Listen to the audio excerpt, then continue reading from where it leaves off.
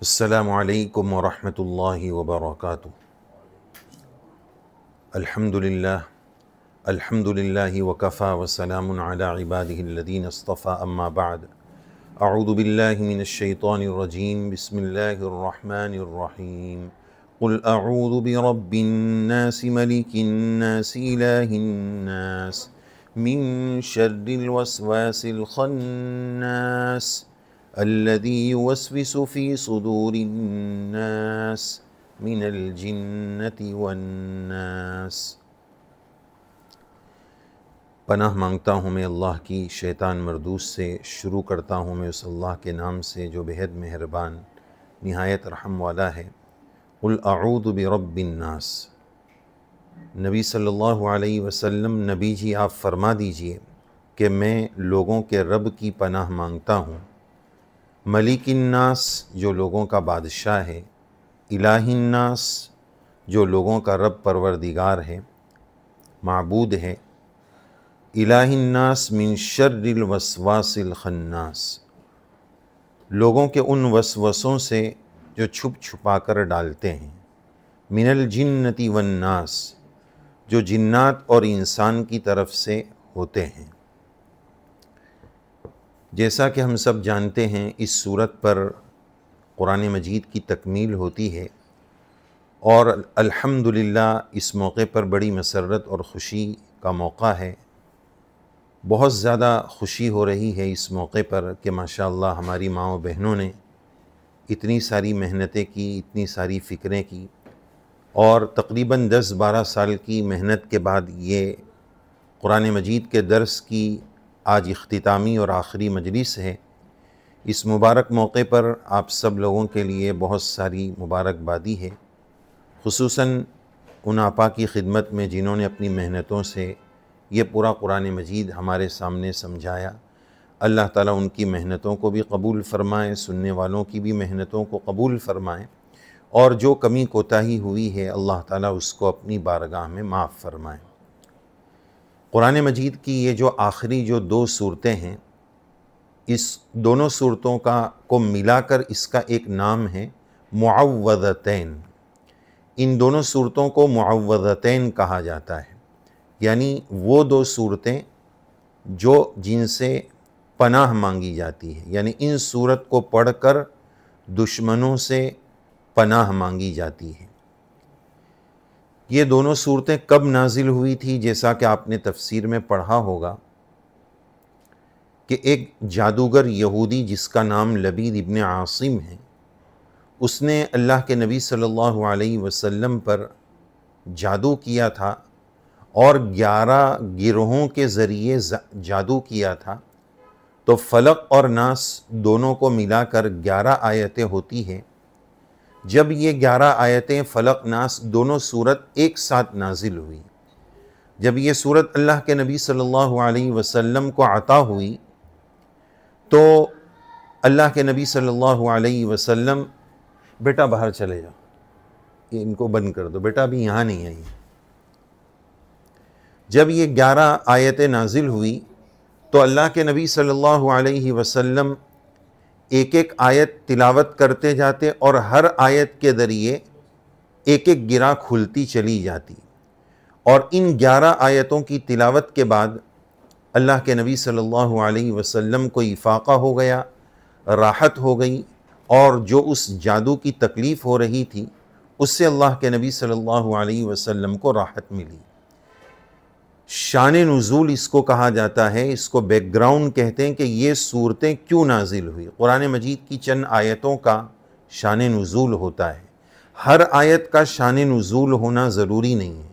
شان نزول کا مطلب ایسا کیا بناؤ بنا تھا، ایسا کیا واقعہ ہوا تھا کہ جس کے بعد یہ صورت نازل ہوئی، اس کو شان نزول کہا جاتا ہے۔ تو اس موقع پر اللہ تبارک و تعالیٰ نے ان دونوں صورتوں کو نازل فرمایا تھا۔ اب یہ جو آخری صورت ہے، آج ہم اس کو سمجھ رہے ہیں۔ اللہ تعالیٰ فرماتے ہیں، نبی جی آپ فرما دیجئے، اعوذ برب الناس، میں رب الناس لوگوں کے پروردگار کے رب کی پناہ مانگتا ہوں، ملک الناس جو لوگوں کا بادشاہ ہے، الہ الناس جو لوگوں کا رب ہے، معبود ہے۔ تو اس صورت میں اللہ تعالیٰ نے اپنا تعارف بھی کرایا، رب الناس، ملک الناس، الہ الناس۔ یہ 3 صفتوں کا اللہ تعالیٰ نے کیوں تذکرہ فرمایا؟ رب الناس، رب کے معنی تربیت کرنے والا، پالنے والا۔ تو بچپن میں بچہ محتاج ہوتا ہے ظاہری سبب کے درجے میں اپنے ماں باپ کا، کہ وہ میری تربیت کریں، مجھے کھلائیں پلائیں، تو ظاہر میں وہی سب کچھ کر رہے ہیں۔ تو رب الناس فرما کر پیغام یہ دے دیا گیا، رب الناس کے ذریعے پیغام یہ دیا گیا کہ کھلانے پلانے والے، تربیت کرنے والے ماں باپ ظاہر میں ہو سکتے ہیں، لیکن رب الناس اصل میں رب العالمین ہی اصل رب ہے۔ ماں باپ اصل جو ہے وہ صحیح معنی میں اصلی طور پر رب نہیں، ظاہری سبب کے درجے میں وہ بھی تربیت کرتے ہیں اور ان کی ذمہ داری ہے، کرنا چاہیے، لیکن اصل سب کی تربیت کرنے والی ذات رب کی ہے۔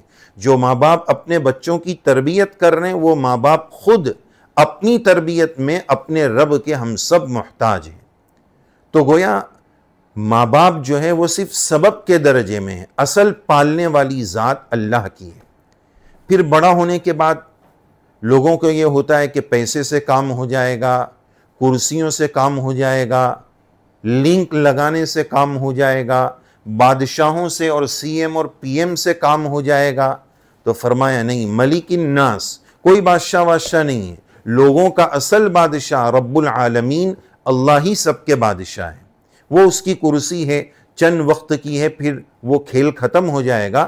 اصل تو رب تعالی ہے، ملک الناس وہ ہے۔ الہ الناس، اور اللہ تعالیٰ سب کے معبود ہے، اللہ تعالیٰ نے ہی سب کو پیدا کیا ہے، عبادت کے لائق وہی ہے۔ اللہ تعالیٰ نے اس طرح اپنا تعارف کرانے کے بعد اب کن چیزوں سے پناہ مانگنی ہے اس کا تذکرہ آگے فرمایا ہے۔ سورہ فلق آپ لوگ پڑھ چکے ہیں۔ سورہ فلق میں اللہ تبارک و تعالیٰ نے ظاہری پریشان کرنے والی چیزوں سے پناہ مانگا ہے، کہ مثلا غاسق اذا وقب، رات کی تاریکیوں میں گندے کام کرنے والے، جادو وغیرہ کرنے والے، یہ سب چیزیں کرنے والے یہ رات میں زیادہ کرتے ہیں، تو رات کی تاریکی کی پناہ، اس سے اللہ حفاظت فرمائے۔ اور اس کے بعد فرمایا نفاثات فی العقد، کہ جو گراہ لگانے والے ہیں، یعنی وہ عورتیں جن سے جادو کرایا جاتا ہے، یا وہ بری روحیں جو جادو کرتی ہے اور اس سے لوگوں کو تکلیف پہنچائی جاتی ہے، اس سے اللہ کی پناہ۔ اور تیسرا سورہ فلق میں بتایا حسد کرنے والے کے حسد سے یا اللہ ہماری حفاظت فرما اور ہمیں اپنی پناہ میں لے لیجیے۔ پناہ میں لینے کا مطلب کیا ہوتا ہے کہ مثال کے طور پر چھوٹا بچہ ہے تو گھر میں کوئی چوہا آ گیا، کوئی ایسی چیز آ گئی، تو چھوٹا بچہ ڈر کر ممی کے پاس آ کر بیٹھ جاتا، بچاؤ بچاؤ وہ آیا ہے۔ یہ گویا وہ ماں کی پناہ میں آ گیا، اس چوہے، جھنگور یا فلاں جو بھی تکلیف دہ چیز ہے اس سے بچ کر ماں کی گود میں آ کے وہ بیٹھ گیا، کہ وہ گویا ماں کی پناہ میں آ گیا۔ تو ان صورتوں میں سورہ فلق میں 3 چیزوں سے جو پناہ مانگی ہے کہ یا اللہ ہم آپ کی پناہ میں، ان دشمنوں سے بچ کر یا اللہ میں آپ کی پناہ مانگتا ہوں، آپ مجھے اپنی پناہ میں لے لیجیے۔ جیسے کہ یوسف علیہ السلام نے گناہ کی دعوت کے موقع پر فرمایا تھا کہ اللہ کی پناہ، میں اس گناہ سے، اس عورت کے اس گناہ سے بچ کر اللہ کی پناہ میں آنا چاہتا ہوں، تو یا اللہ آپ مجھے اپنی پناہ میں لے لیجیے۔ جس بندے کو اللہ کی پناہ مل جائے تو وہ دنیا کی تمام تکلیف دہ چیزوں سے، پریشان کرنے والی تمام چیزوں سے وہ محفوظ ہو جائے گا۔ تو سورہ فلق میں دوسری چیز گراہ لگانے والی، جادو کرنے والی عورتیں، جادو کرنے والی روحوں سے پناہ مانگی گئی، اور تیسرے نمبر پر حسد کرنے والا۔ یہ حسد کا مرض جیسا کہ آپ جانتے ہیں آج کے زمانے میں بہت عام ہوتے جا رہا ہے، اللہ تعالی ہماری حفاظت فرمائے۔ یہ اتنا بڑا گناہ ہے، اتنا بڑا گناہ ہے، حدیث پاک میں اللہ کے نبی علیہ السلام نے فرمایا ان الحسنات، یہ حدیث پاک میں اللہ کے نبی علیہ السلام فرماتے ہیں جس کا خلاصہ یہ ہے کہ حسد انسان کی نیکیوں کو ایسے کھا جاتا ہے جیسے کہ آگ کو لکڑیاں جو ہے آگ اس کو کھا جاتی ہے یا گھاس کو آگ کھا جاتی ہے، اسی طرح حسد انسان کی نیکی کو بھسم کر دیتا ہے، رائگاں کر دیتا ہے۔ اس دنیا میں سب سے پہلا گناہ حسد کا ہوا کہ قابیل نے اپنے بھائی حابیل کو قتل کیا، اور یہ گناہ کیوں ہوا؟ حسد کی وجہ سے۔ گویا حسد ایسا گناہ ہے کہ اس کے نتیجے میں انسان قتل اور بہت سارے گناہ کر سکتا ہے، اس لیے اپنے آپ کو حسد سے بچانا چاہیے۔ حسد اتنا بڑا گناہ کیوں ہے کہ یہ دراصل الاعتراض علی قدر اللہ، اللہ کی تقدیر پر آبجیکشن ہے کہ یا اللہ آپ نے اس کو دیا، میرے کو کیوں نہیں دیا؟ میں کون ہوتا ہوں اللہ پر اعتراض کرنے والا؟ اس لیے بندے مومن کی شان یہ ہونی چاہیے کہ میرے رب نے مجھے جس حال میں رکھا ہے میں اس میں خوش ہوں، مجھے دوسرے پر حسد نہیں کرنا ہے۔ حسد کا مطلب ہی یہ ہوتا ہے کہ اس کے پاس سے چلے جائے مجھے نہ ملے، ایسا جل کر کیا فائدہ؟ تو یہ تین چیزوں سے پناہ مانگی، یہ تینوں ظاہری ہے۔ اور سورہ ناس میں اللہ تبارک و تعالیٰ نے یہ اپنا تعارف کرانے کے بعد الہ الناس من شر الوسواس الخناس، کہ جو چھپ کر دشمنی کرنے والی چیزیں ہیں، جو وسوسہ ڈالتی ہے اور پھر وسوسہ ڈال کر چھپ جاتی ہے، جیسا کہ شیطانی وساوس ہے۔ جب تک بندہ ذکر کرتا ہے، اللہ کی یاد کرتا ہے، شیطان وسوسہ نہیں ڈال سکتا ہے۔ جیسے ہی ذرا وہ ہٹتا ہے، شیطان اپنا کام کر دیتا ہے، وسوسہ ڈال دیتا ہے۔ الذی یوسوس فی صدور الناس، یہ وسوسہ دلوں میں ڈالا جاتا ہے، جنات کی طرف سے بھی ہوتا ہے، انسان کی طرف سے بھی ہوتا ہے۔ تو شیاطین اور جنات قسم کی جو چیزیں ہیں وہ تو نظر آنے والی نہیں ہیں، وہ تو وسوسہ ڈالتے ہیں، چھپ کر ڈالتے ہیں، وہ تو ہمیں نظر نہیں آتے۔ لیکن الناس لوگوں کے وسوسہ ڈالنے کا کیا مطلب ہے؟ کہ لوگ آ کر کوئی وسوسہ ڈالیں، اس کا کیا مطلب ہے؟ کوئی وسوسہ ڈال رہا ہے تو وہ تو مجھے نظر آ رہا ہے کہ یہ انسان میرا دشمن بن کر وسوسہ ڈال رہا ہے، اس کی پناہ کیوں مانگی گئی؟ اس کا ایک مطلب تو یہ ہے کہ جیسے فرینڈ سرکل غلط ہے، دوستی یاری غلط لوگوں کے ساتھ ہے، سنگت غلط ہے، تو پھر کیا ہوتا ہے کہ وہ جیسا کر رہا ہے اس کی رو میں ہم بھی بہہ جاتے ہیں۔ دوست غلط ہے بچوں کا، تو جیسے وہ دوست یار کر رہے ہیں بچے ان کی روح میں بہہ جاتے ہیں۔ تو یہ مطلب ہے کہ لوگوں کی غلط صحبت اور لوگوں کے غلط جگہ پر لے جانے سے چلے جانا۔ اور ایک مطلب الناس کا یہ کہ میرا اپنا نفس، انسان کا نفس بھی اس کو گناہ کی طرف لے جاتا ہے، غلط کاموں کی طرف لے جاتا ہے، تو اس سے بھی اپنے آپ کی پناہ مانگی گئی کہ یا اللہ میں اپنے نفس کی پناہ مانگتا ہوں۔ اسی وجہ سے خطبہ جب پڑھتے ہیں بیان کے شروع میں تو اس میں ایک جملہ یہ کہتے ہیں وَنَعُوذُ بِاللَّهِ مِن شُرُورِ أَنفُسِنَا، کہ ہم اپنے نفس کی شرارتوں اور مکاریوں سے اللہ کی پناہ مانگتے ہیں۔ تو انسان کا نفس بھی بڑا مکار ہے، النفس کا یہاں پر مطلب یہ ہے۔ تو اس صورت میں وسوسے کی پناہ مانگی گئی۔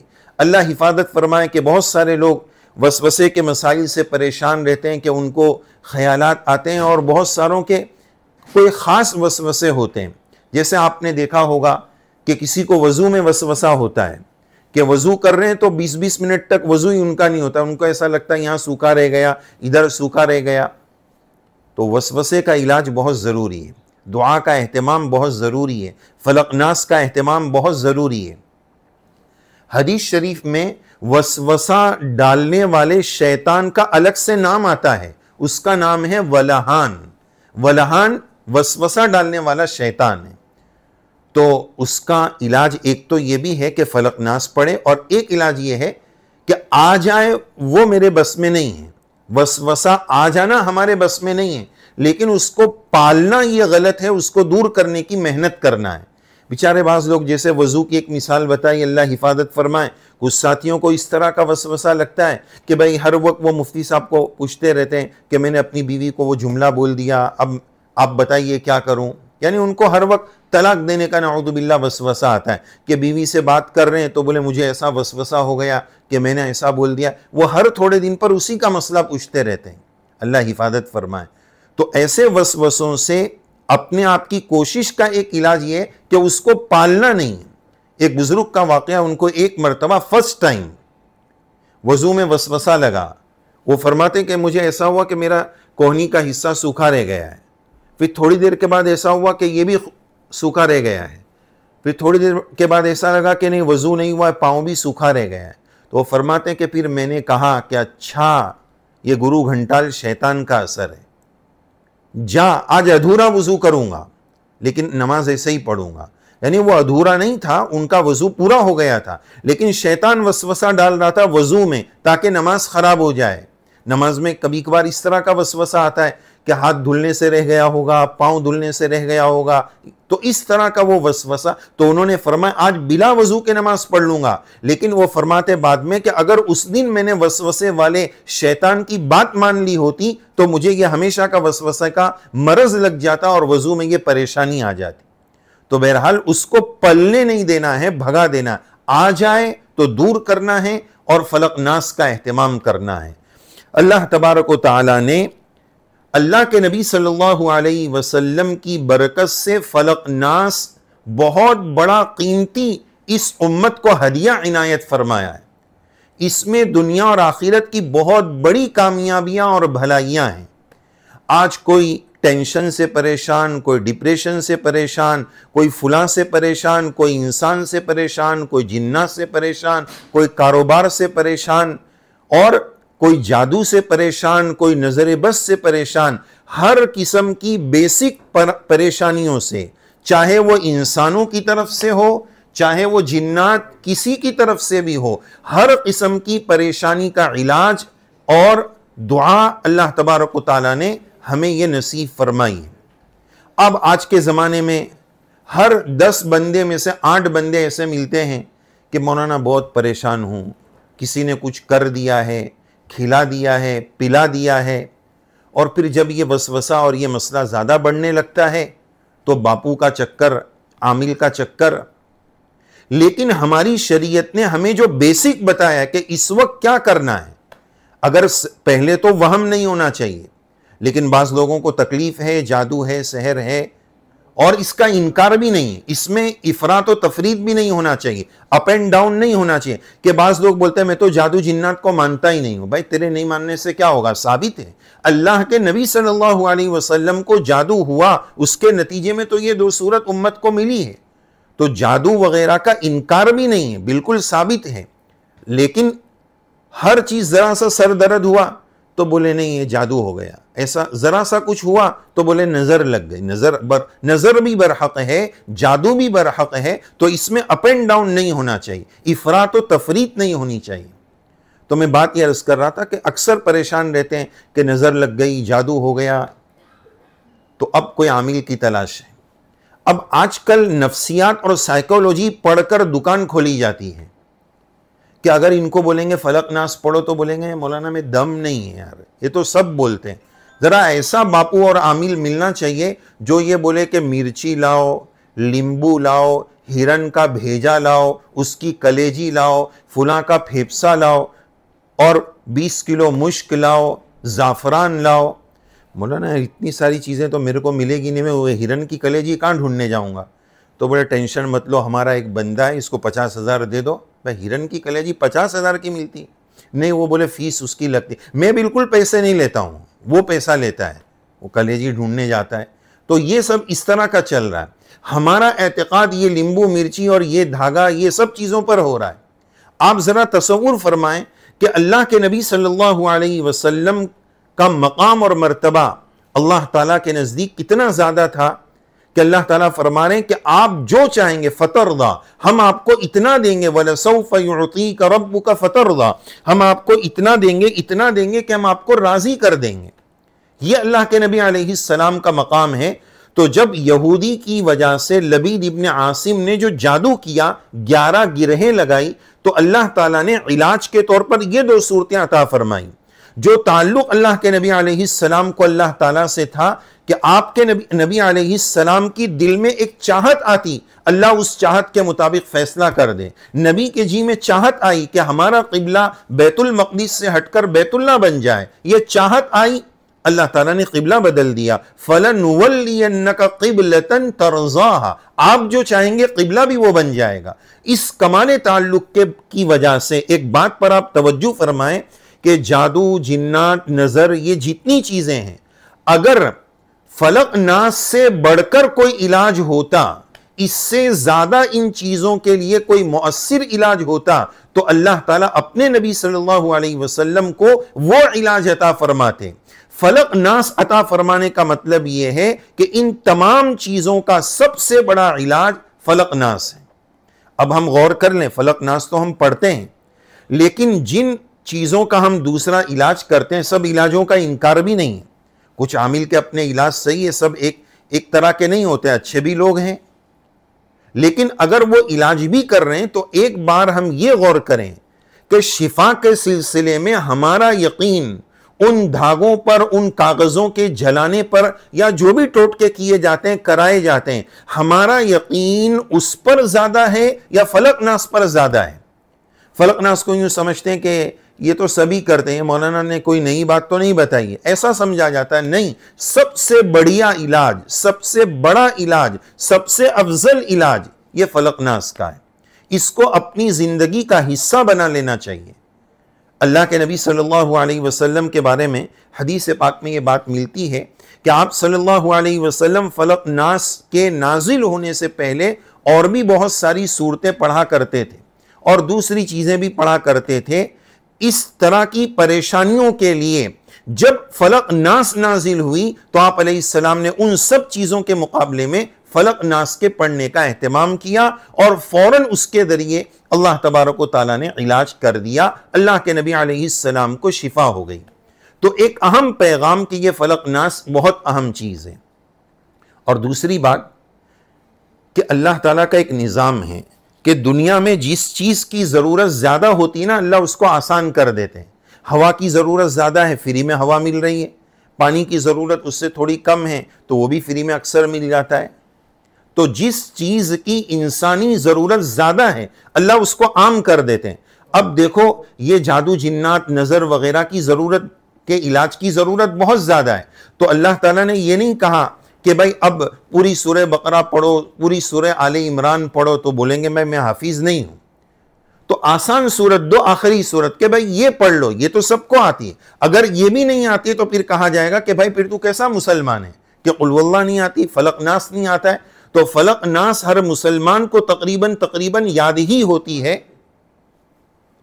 کیا اٹک رہی ہے؟ اچھا، انشاءاللہ بعد میں اس میں سن لیں گے اگر اٹک رہے ہیں تو۔ اگر چونکہ ٹائم بھی 5 ہی منٹ بچی ہے تو اگر کوئی ایسی اس سے زیادہ، یہ چونکہ انسانوں کی سب سے بڑی ضرورت تھی تو کوئی اور صورت کے بجائے اللہ تبارک و تعالیٰ نے یہ آسان سی صورت دی تاکہ ہر مسلمان آسانی سے پڑھ سکے۔ اللہ تبارک و تعالیٰ ہمیں عمل کی توفیق نصیب فرمائے، ان صورتوں کا اہتمام نصیب فرمائے۔ چونکہ مغرب کا وقت بھی قریب ہو رہا ہے، دیکھو ہر مسلمان پر قرآن مجید کے 5 حق ہیں، ہر مسلمان پر، صرف عالم صاحب، قاری صاحب، مفتی صاحب پر نہیں، سب مسلمان پر قرآن شریف کے 5 حق ہیں۔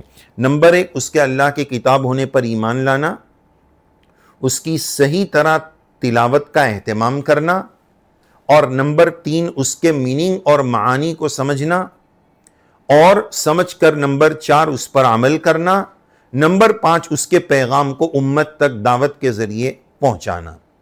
یہ 5 حق ہر مسلمان پر ہے۔ بڑی خوشی کی بات ہے یہ سلسلے کو سن کر کہ الحمدللہ قرآن مجید کو سمجھنے کی مجلس ہوئی۔ میں آنے والے سب لوگوں کو بہت مبارکبادی دوں گا، اور جنہوں نے بھی یہ شروع کیا تھا، جن کے دل میں یہ جذبہ آیا، بڑے مبارکبادی کے قابل لوگ ہیں۔ قرآن مجید کے نازل ہونے کا اصل مقصد کیا ہے؟ ٹارگیٹ، سب سے بنیادی ٹارگیٹ کیا ہے؟ اللہ تعالیٰ نے قرآن مجید کیوں نازل کیا؟ تلاوت کا اپنی جگہ ثواب ہے، 1 حرف پر 10 نیکی ملتی ہے، لیکن مقصد اولین، اس کے نزول کا بنیادی مقصد ہدی للناس، یہ کتاب ہدایت ہے۔ پہلے کتاب ہدایت ہے، دوسرے نمبر پر کتاب تلاوت ہے، پہلے کتاب ہدایت ہے۔ تو ہدایت کیسے ملے گی؟ اس کو سمجھیں گے ہی نہیں تو کتاب ہدایت کیسے بنے گی؟ اور ہم قرآن مجید کی تفسیر سے دور ہو جاتے ہیں۔ تفسیر کی مرد ہو یا عورت ہو، ہر مسلمان کو، بلکہ ہر انسان کو ضرورت ہے۔ اپنی اپنی مسجدوں میں بھی اس کا اہتمام ہونا چاہیے، اور ماؤں بہنوں میں بھی اس کا اہتمام ہونا چاہیے۔ اگر اس کو سمجھا ہی نہیں جائے گا تو اس سے ہدایت کیسے لی جائے گی؟ قرآن مجید کے نازل ہونے کا جو ایک نمبر کا مقصد ہے اس سے ہدایت لینا، یہ اسی وقت ملے گا جبکہ قرآن مجید کو سمجھنے کی محنت کو عام کیا جائے گا۔ اللہ تعالیٰ بہت مبارک کرے، بہت مبارک کرے۔ اور ایک بات یہ بھی سمجھ لیجئے کہ یہ نہیں سمجھنا ہے کہ بس اب سلسلہ ختم ہو گیا۔ بھائی قرآن مجید کو کوئی پورا سمجھنے کا کبھی دعویٰ ہی نہیں کر سکتا ہے۔ ایک ایک آیت میں صدیاں گزر گئی، سالوں گزر گئے، لیکن اس کا پورا حق ادا نہیں ہوا۔ یہ تو ابھی ہمارے سامنے جو مکمل ہوا ہے نا، یہ سیمپل ہے، تو کوئی یہ نہ سمجھے کہ ہم تو عالمہ بن گئے، اب تو پورا قرآن مجید ہم کو آ گیا۔ بھائی یہ تو شروعات ہے، یہ مکمل نہیں ہوا ہے، یہ بس ایک ٹیسٹ اور ذائقہ ملا ہے کہ چکھتے نا، تھوڑا پہلے چکھو مٹھائی کون سی اچھی ہے۔ یہ صرف شروعات ہوئی ہے، اس کو ختم نہیں کرنا۔ اس لیے یاد رکھیں، ابھی ہم الحمد پڑھ دیتے ہیں، الحمدللہ رب العالمین۔ جب بھی مسجد میں تراویح میں قرآن مجید مکمل ہوتا ہے، من الجنتی والناس کے بعد الحمد دوبارہ شروع کر کے پیغام یہ دیا جاتا ہے کہ بھائی مکمل نہیں ہوا ہے، ابھی مکمل ہوا ہے، پھر شروع کرنا ہے۔ تو آپ لوگوں سے بھی درخواست ہے کہ یہ ہماری آخری مجلس نہیں ہے، پھر سے سورہ فاتحہ سے شروع کرنا۔ اللہ کے کلام میں تو اتنے موتیاں ہیں، اتنے موتیاں ہیں کہ بڑے بڑے مفسرین، عربی کے بڑے بڑے ماہرین پوری زندگیاں لگا دی، لیکن وہ کہتے ہیں کہ نہیں، ابھی بھی بہت کچھ بچا ہے۔ یہ بحر ناپیدا کنار ہے، ایسا سمندر ہے جس کا کوئی چھیڑا اور کنارہ نہیں ہے۔ تو یہ سلسلہ ختم مت کرنا کہ کل سے چھٹی، اس کو واپس شروع کرو اور اس میں سے موتی نکالو۔ بھائی ہم جو بھی تعلیم کرتے ہیں، فضائل اعمال کی مثلا تعلیم ہوتی ہے، تو ایک بار پوری ہو گئی، یہ تھوڑی ہوتے چلو ختم ہو گئی۔ بھائی تعلیم تو روز کرنا ہے، پھر سے واپس کرنا ہے، جب تک عمل مضبوط نہ ہو جائے، جب تک علم مکمل نہ ہو جائے، اس کو پڑھتے ہی رہنا ہے۔ اور ظاہر ہے کہ یہ کبھی پورا نہیں ہوگا، تو اس لیے ایک اہم ہدایت یہ ہے کہ اس سلسلے کو کنٹینیو کریں اور قرآن مجید سے اپنا عشق اور لگاؤ بڑھائیں۔ دیکھو آخری حرف کیا ہے؟ من الجنتی والناس۔ قرآن شریف کون سے حرف پر پورا ہوا؟ ناس کی سین پر۔ اور شروع کہاں سے ہوتا ہے؟ بسم اللہ کی با سے۔ تو سین اور با ملاؤ تو کیا بنا؟ سب۔ پیغام یہ ہے کہ سب کچھ اس قرآن مجید میں، زندگی کی ہر گائیڈ لائن اور ہدایت سب کچھ اس میں ہے۔